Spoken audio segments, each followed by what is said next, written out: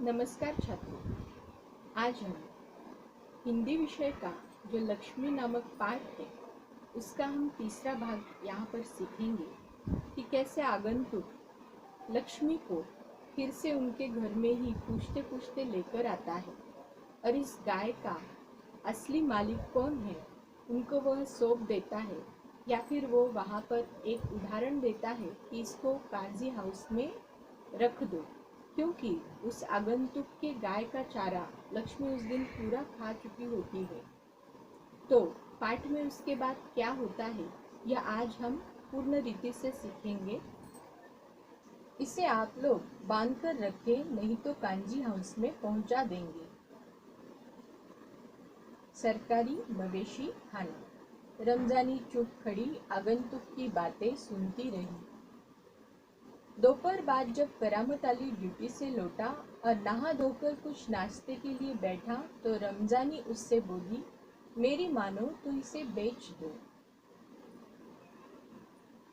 फिर बेचने की बात करती हो, कौन खरीदेगा इस बुढ़िया को। रहमान कुछ कह तो रहा था, उसे कुछ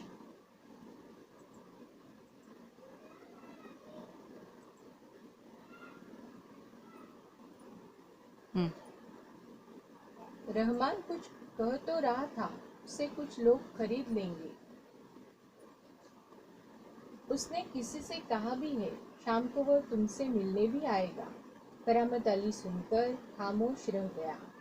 करामत अली सुनकर खामोश तो रह गया, उसे लग रहा था सब कुछ उसकी इच्छा के विरुद्ध जा रहा है। सब कुछ उसकी इच्छा के विरुद्ध जा रहा है, शायद जिस पर उसका कोई वश नहीं था।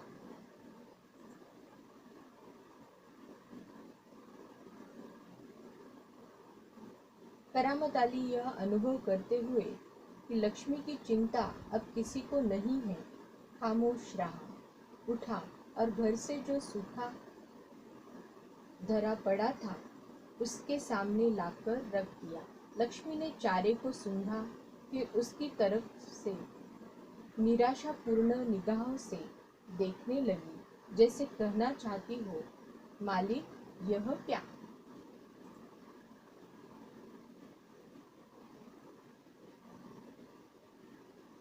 आज क्या मेरे फांकने को यह सूखा चारा ही है, दर्रा खल्ली कुछ नहीं है।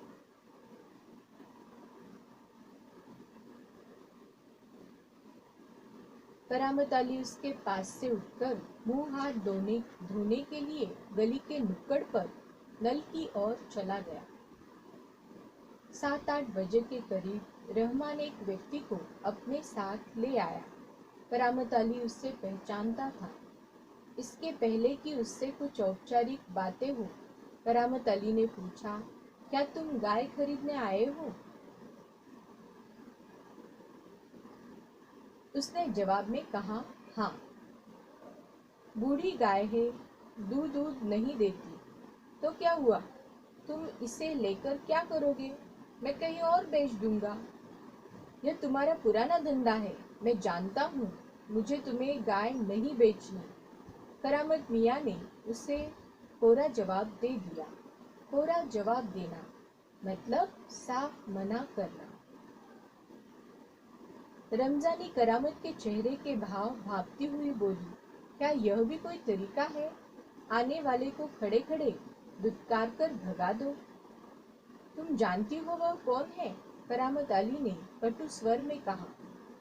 वह लक्ष्मी को ले जाकर वहां बेच आएगा जहां यह टुकड़े टुकड़े होकर बिक जाएगी।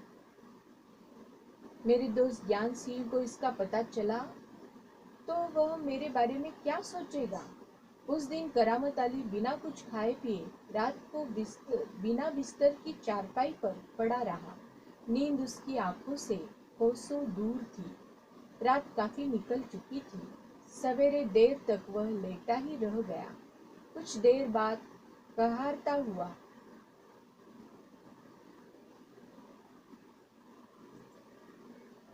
कुछ देर बाद करामत अली ने चारपाई छोड़ी, मुंह हाथ धो घर से बाहर निकल पड़ा।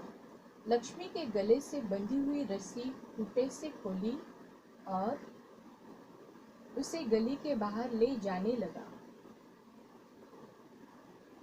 रमजानी, जो दरवाजे पर खड़ी यह सब देख रही थी, बोली, इसे कहाँ ले चले? करामत अली ने कहा, जहाँ इसकी किस्मत में लिखा है। वह लक्ष्मी को सड़क पार ले आया। लक्ष्मी बिना किसी रुकावट या हुज्जत के उसके पीछे पीछे चली जा रही थी। वह उसकी रस्सी पकड़े सड़क पर आगे की ओर चलता चला गया।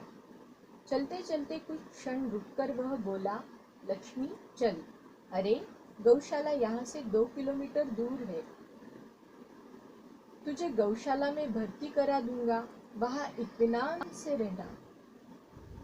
वहाँ तू हमारे घर की तुलना में मजे से रहेगी। भले ही मैं वहाँ न रहूं, पर जो लोग भी होंगे, मेरे ख्याल में तुम्हारे लिए अच्छे ही होंगे। मैं कभी कभी तुम्हें देख आया करूँगा।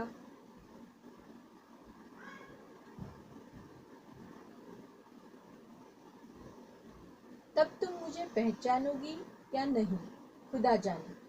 कहते हुए करामत अली का गला भर आया। गला भर आना, भाव विवश होना, आवाज भर आना। उसकी आंखों में आंसू उतर आए। चल लक्ष्मी चल, जल्दी जल्दी पैर बढ़ा। और वह खुद किसी थके मांदे बूढ़े बैल की तरह भारी कदमों से आगे बढ़ने लगा।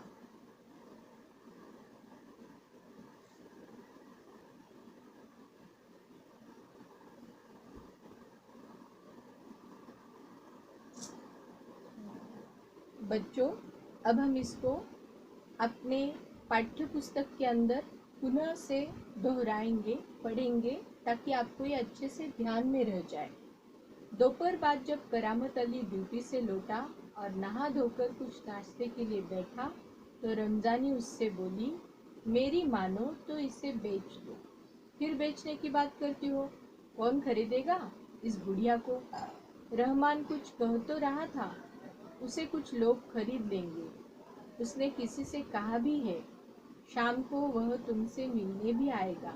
करामत अली सुनकर खामोश रह गया।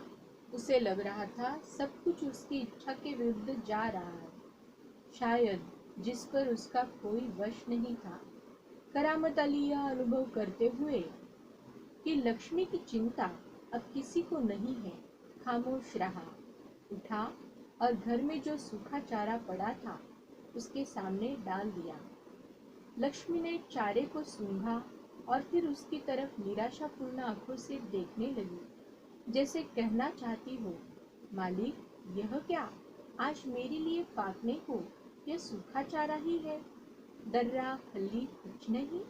करामत अली उसके पास से उठकर मुंह हाथ धोने के लिए गली के नुक्कड़ पर नल की ओर चला गया। 7-8 बजे के करीब रहमान एक व्यक्ति को अपने साथ लाया। करामत अली उसे पहचानता था। इसके पहले कि उससे कुछ औपचारिक बातें हो, करामत अली ने पूछा, क्या तुम गाय खरीदने आए हो? उसने जवाब में कहा, हाँ। बूढ़ी गाय है, दूध नहीं देती। तो क्या हुआ? तुम इसे लेकर क्या करोगे? मैं कहीं और बेच दूंगा। यह तुम्हारा पुराना धंधा है, मैं जानता हूँ। मुझे यह गाय नहीं बेचनी। करामत मियाँ ने उसे कोरा जवाब दे दिया। रमजानी करामत के चेहरे के भाव भांपती हुई बोली, क्या यह भी कोई तरीका है? आने वाले को खड़े खड़े धिक्कार कर भगा दो। तुम जानते हो वह कौन है? तुम जानती हो वह कौन है? करामत अली ने कटु स्वर में कहा। वह लक्ष्मी को ले जाकर वहां बेच आएगा, जहां यह टुकड़े टुकड़े होकर बिक जाएगी। मेरे दोस्त ज्ञान सिंह को इसका पता चल गया तो वह मेरे बारे में क्या सोचेगा? उस दिन करामत अली बिना कुछ खाए पिए रात को बिना बिस्तर की चारपाई पर पड़ा रहा। नींद उसकी आंखों से कोसों दूर थी। रात काफी निकल चुकी थी। सवेरे देर तक वह लेटा ही रह गया। कुछ देर बाद करामत अली ने चारपाई छोड़ी, मुंह हाथ धो घर से बाहर निकल पड़ा। लक्ष्मी के गले से बंधी हुई रस्सी खूंटे से खोली और उसे गली से बाहर ले जाने लगा। रमजानी, जो दरवाजे पर खड़ी यह सब देख रही थी, बोली, इसे कहाँ ले चले? करामत अली ने कहा, जहाँ इसकी किस्मत में लिखा है। वह लक्ष्मी को सड़क पर ले आया। लक्ष्मी बिना किसी रुकावट या हुज्जत के उसके पीछे पीछे चली जा रही थी। वह उसकी रस्सी पकड़े सड़क पर आगे की ओर चलता चला गया। चलते चलते कुछ क्षण रुककर वह बोला, लक्ष्मी चल, अरे गौशाला यहाँ से 2 किलोमीटर दूर है, तुझे गौशाला में भर्ती करा दूँ। वहाँ इत्मीनान से रहना, वहाँ तो हमारे घर की तुलना में मज़े से रहेगी। भले ही मैं वहाँ न रहूँ, पर जो लोग भी होंगे मेरे ख्याल में तुम्हारे लिए अच्छे ही होंगे।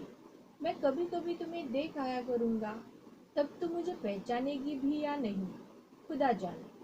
कहते हुए करामत अली का गला भर आया, उसकी आंखों से आंसू उतर आए। चल लक्ष्मी चल, जल्दी जल्दी पैर बढ़ा। और वह खुद किसी थके मांदे बूढ़े बैल की तरह भारी कदमों से आगे बढ़ने लगा। बच्चों, इस पाठ से बहुत सुंदर एक हमें संदेश मिलता है कि मानवता जैसे हम अपने घर वालों के साथ रहते हुए दिखाते हैं, उसी तरह से मानवता हमें पशुओं के साथ भी दिखानी चाहिए। जब वो अनुपयोगी हो जाते हैं तो उनको धुतकारना नहीं चाहिए या फिर मार पीट कर उन्हें कहीं काटने या मरने के लिए छोड़ना नहीं चाहिए। इतनी इंसानियत तो हमारे अंदर शेष होनी ही चाहिए। ये पाठ बहुत ही सुंदर मानवता का संदेश हमें देता है। बच्चों, इस पाठ को पढ़ो और साथ में मेरे इस वीडियो को देखने के लिए बहुत बहुत धन्यवाद। इसको लाइक, शेयर और सब्सक्राइब ज़रूर करें। धन्यवाद।